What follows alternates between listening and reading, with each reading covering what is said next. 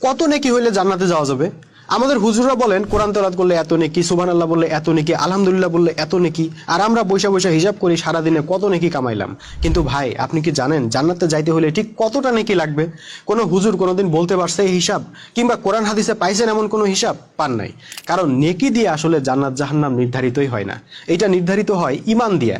যখন আপনি বলবেন লা ইলাহা ইল্লাল্লাহ, অর্থাৎ আল্লাহর বিধান ছাড়া অন্য কারো বিধান মানি না, এবং আল্লাহর বিধান প্রতিষ্ঠার জন্য সংগ্রাম করবেন, তখন আপনি হবেন ঈমানদার, মোমেন, আপনি হবেন জান্নাতি। কিন্তু কোন স্তরের জান্নাতি, সেইটা নির্ভর করবে আপনার আমল, আখলাক বা নেকির উপর। কারো আমল হবে বেশি, কারো কম। কেউ দিনের জন্য 5 টাকা খরচ করতে গড়িমসি করবে, আবার কেউ হাসতে হাসতে নিজের জীবনটাও দিয়ে দিবে।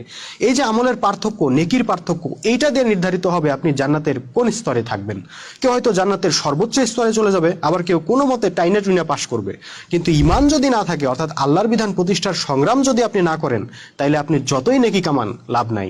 ব্যাপারটা এমন, আপনি হিসাব করতেছেন কোন প্রশ্নে কত মার্কস পাওয়া যাবে, অথচ স্কুলের ভর্তি তালিকায় আপনার নামই নাই।